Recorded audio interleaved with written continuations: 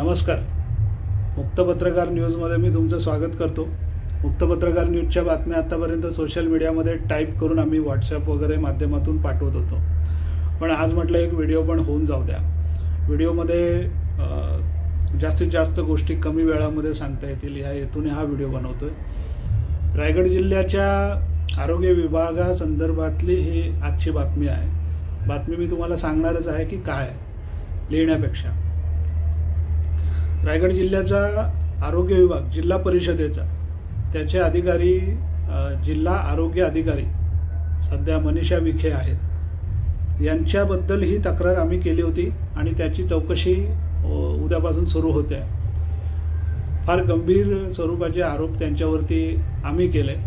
हे आरोप करताना आम्ही काही गोष्टी पुरावे म्हणून जमवाजमव केलेल्या आहेत. असं नाही की बेछूट आरोप आम्ही याच्यापूर्वी कधी कोणावर केले नाहीत आणि आता सुद्धा तसं नाही आहे.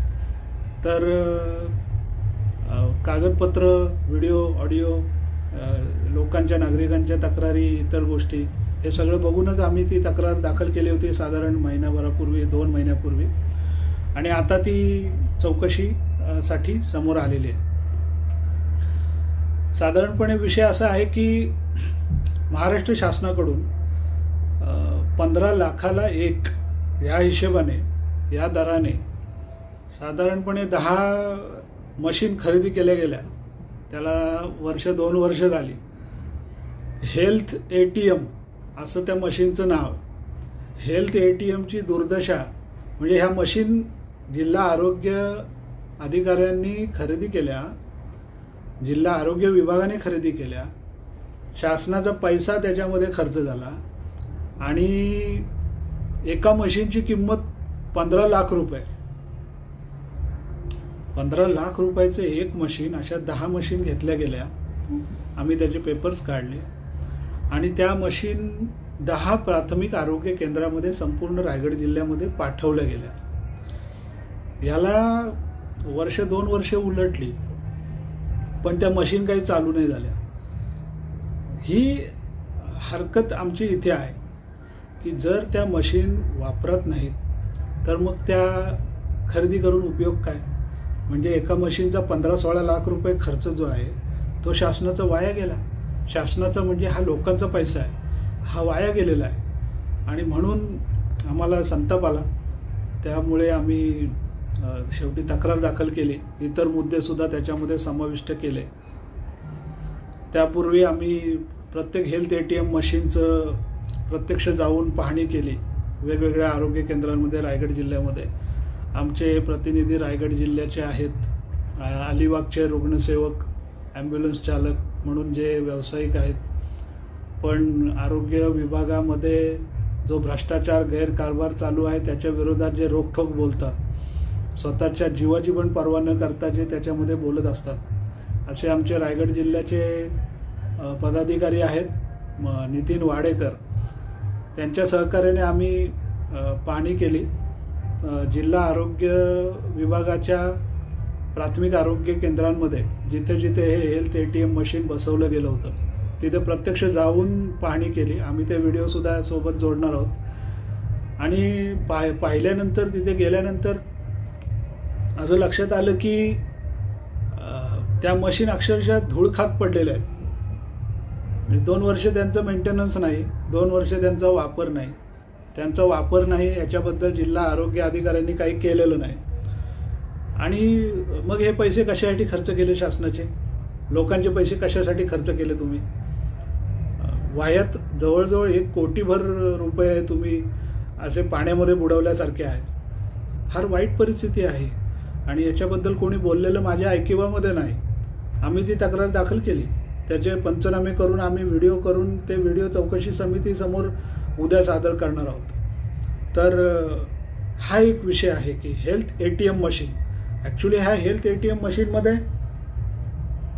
फार फायदेशीर मशीन आहे. ब्लड प्रेशर, तुमची शुगर, त्याच्यानंतर तुमचे इतर रक्ताचे नमुने घेऊन जे काही आवश्यक तपासण्या आहेत प्राथमिक, त्या सगळ्या ॲडव्हान्स टेक्नॉलॉजीचा उपयोग करून या मशीनच्या माध्यमातून तपासणी करता येत होती. म्हणजे ह्या मशीनचं कामकाज जर खरोखर चालू झालं असतं, या मशीन ज्या कारणासाठी खरेदी केल्या ते जर खरोखर अंमलात आले असते ते उपाययोजना, तर तुम्हाला सांगतो ज्या प्राथमिक आरोग्य केंद्रामध्ये हे मशीन बसवलं गेलं त्याच्या आसपासचे लॅब, खाजगी रक्त तपासणी करणारे जे दुकानदार आहेत, जे मी सर्वांच्या बाबतीत बोलत नाही, पण अनेक जण पॅथॉलॉजी लॅब म्हणजे लूटमारीचा धंदा झाल्यासारखा प्रकार आहे. आणि त्या लॅबमध्ये ज्या महागड्या टेस्ट आहेत त्या सगळ्या इथे मोफत झाल्या असत्या, म्हणजे लोकांचा कितीतरी पैसा वाचला असता.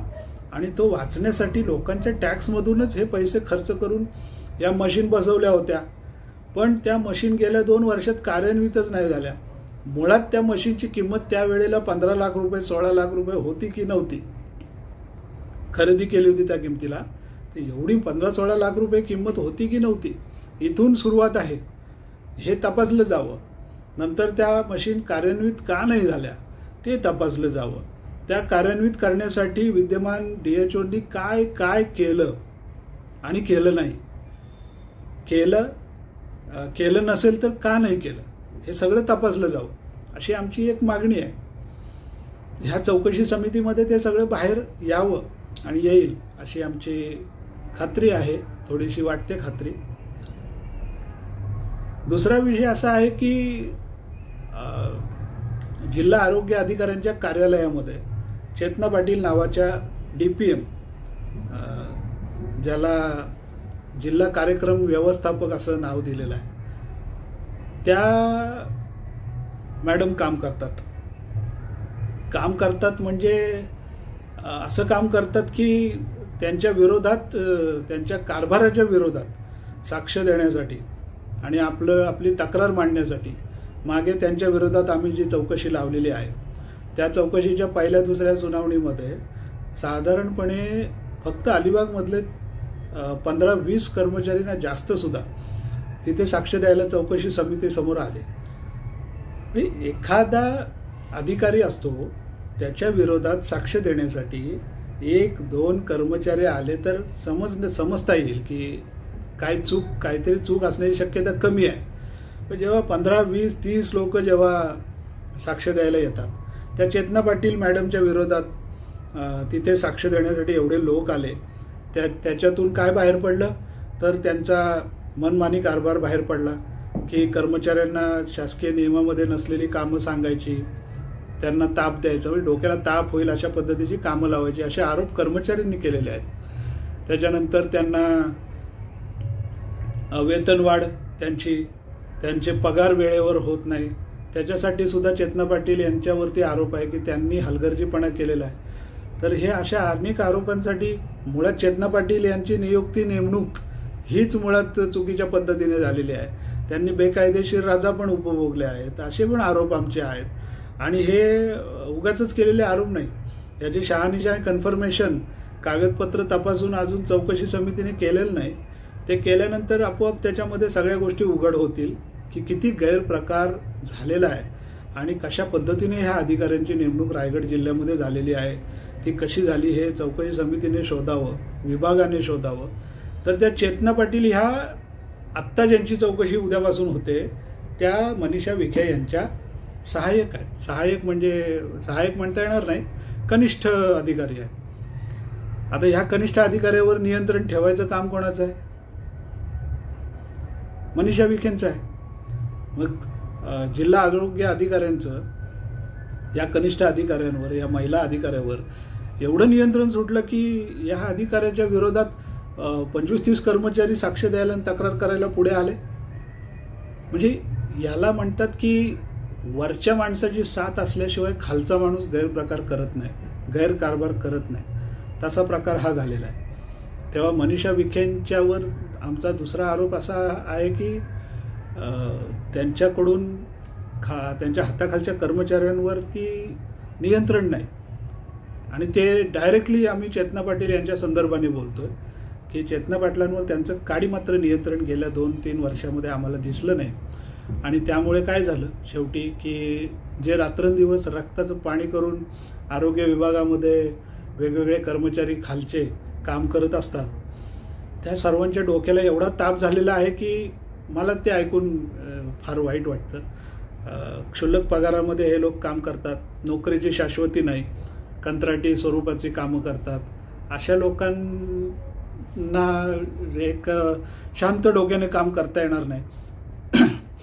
अशा पद्धतीचं वातावरण आणि परिस्थिती ह्या अधिकाऱ्यांनी तयार करून ठेवली.